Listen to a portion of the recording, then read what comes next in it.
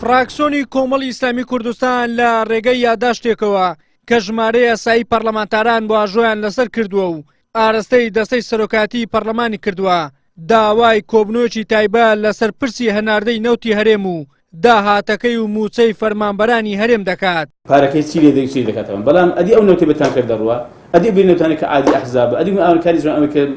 مەکتەبی سیاسە بژێ ئەدی کە حزب حسەی هەیە 192 هەولێری زان داخۆی چی لێ بەپرسیارە. سەرۆکی فراکسیۆنی کۆمەڵی ئیسلامیش دەڵێت هیوادارین سەرۆکاتی پەرلەمان بێلایەنانە مامەڵە بکەن و وەڵامی ئەرێنی یادداشتەکەمان بدەنەوە. ئێمە وەکو فراکسیۆنی کۆمەڵی ئیسلامی یادداشتێکمان داوەتە سەرۆکاتی پەرلەمان و داوامان لێکردوون کە کۆبنەوەیەکی تایبەت بکرێت سەبارەت بە هەناردەی نەوت کە بزانین داخۆ ئەم هەرێمی کوردستان چەند نەوت هەناردەی دەرەوە دەکات ئێستا داهاتەکەی چەندە و داهاتی نەوت چی بەسەردێ چی لێ دەکرێم داهاتە لە هەمان کاتدا بابەتی موچەی فەرمانبەران کە دیارە ئێستا لە وادەی خۆی دواکەوتووە ئێمە پێویستمان زانین وەکو پەرلەمانی کوردستان کۆ ببینەوە واژووی پێویستیشمان کۆ کردوتەوە و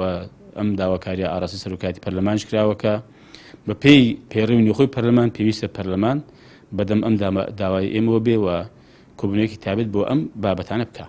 فراکسیۆنی کۆمەڵی ئیسلامی کوردستان وەکو فراکسیۆنێکی ئۆپۆزیسیۆن ئەولەویەتی کارکردنی لەم خولەی پەرلەماندا هەوڵدانە بۆ باشترکردنی ژیان و گوزەرانی خەڵک و شەفافبوونی داهاتی نەوت و موچەی فەرمانبەرانە بۆ ئەم مەبەستەش چەندین پرۆژە یاسای پێشکەشی سەرۆکاتی پەرلەمان کردووە. ئێمە لە فراکسیۆنی کۆمەڵی ئیسلامی لە پێشینەی کارەکانمان هەر لە وەرزی ڕابردوو وەرزی یەکەمی یاسادانان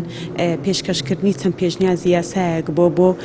باشکردنی بارودۆخ و گوزەرانی خەڵک و هەروەها شەفافبوونی داهات هەم داهاتی نەوت هەم داهاتی خاڵک و مرجەکان هەم داهاتی زەریبەکان بۆیە لە چوارچێوەی ئەو ئامانجانی کە ئێمە هەمان بۆ بە باشترکردنی ژیان و گوزەرانی خەڵکی هەرێمی کوردستان و موچەخۆران چەند پێشنیازی یاسایەکمان پێشکەش کردووە هەم لەم خولەی پەرلەمان پێشنیازی یاسای چاکسازی لە موچە و دەرماڵە و خانەنشینیمان پێشکەش کردووە هەروەها پێشنیازی یاسای دروستکردنی سندوقی داهاتە نەوت و گازیەکانمان پێشکەش کردووە هەروەها پێشنیازی یاسای بە ئەلکترۆنیکردنی سیستەمی ئەلکترۆنی بۆ موچەخۆران و وەگەڕانەوەی ئەو پاشە کەوتی موچێ بۆ سەر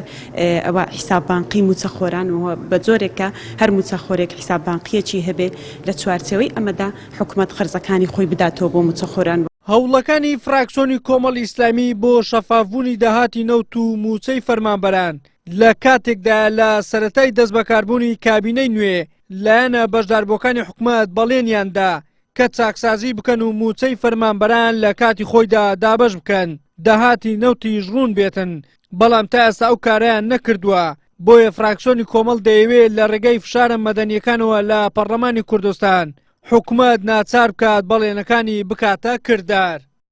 وەلی سەلیم کەناڵی ئەسمانی پێم هەولێر.